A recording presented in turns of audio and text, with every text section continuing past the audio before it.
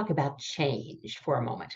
Of course, you already know that change is easy when you put your mind to it. And when you reframe change as something that is easy when you put your mind to it.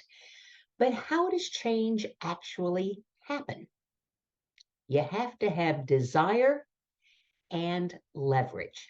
Most of our clients come to us with desire. They want to make a change.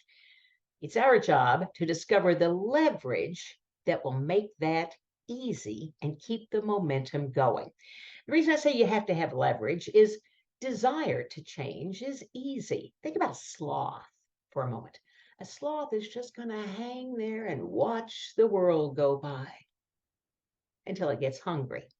Then it has a desire to do something about that, which provides the leverage to actually move to find the food. So desire and leverage creates change. And how does that change happen? A couple of ways. Change can happen through trauma or repetition. Trauma, as an example. A girlfriend of mine was well known for running yellow lights. The yellow was her signal to speed up and make it across before it turned red. She did that her entire driving life until the day that she crossed that intersection just a split second too late. The other light had already turned green and wham, she was T-boned. Now, she was fine. She was not hurt, but her car was totaled. Instantly, she had a change of heart. She doesn't run yellow lights anymore. She slows down and stops safely. It happened in an instant. Repetition is another way to make change. You can decide to do something and then do it over and over and over until one day you realize, well, I'm not even thinking about that anymore. It is automatic. So trauma or repetition both work for change. Here's another example you might want to consider. Most of us take the very same route to work or to the grocery store or wherever we're going, and it's on autopilot. It's just the habit. We just do it. We repeat that same route every single time until the day they put up a roadblock, construction, and the evil detour. We come up to that detour. Okay. We go around it and reach our destination. The next day, we come right back to the same place. The detour is still there. We go around it. Third day, we might actually look to see if that detour is still up. And if it is, then we know exactly how to get around.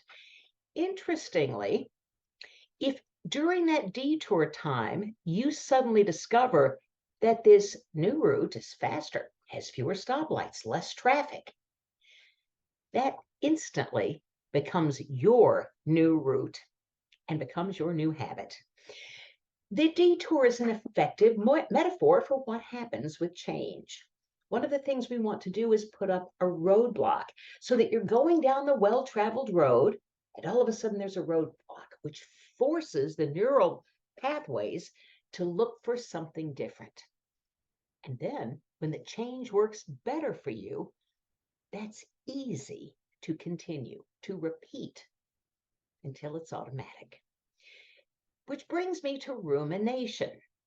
When I have clients come in talking about worrying and ruminating and being in that negative thought loop, I often say, "Are you a cow?" Stops them in their tracks. What? And then we talk about rumination. And I'll say, you're in that negative thought loop, right? You know that that's called rumination, right? And of course they do. They're agreeing with me. We're in the yes set. And I say, do you know that rumination is actually a word that describes, it is the literal term for describing chewing the cud. That's what cows do. They have two stomachs.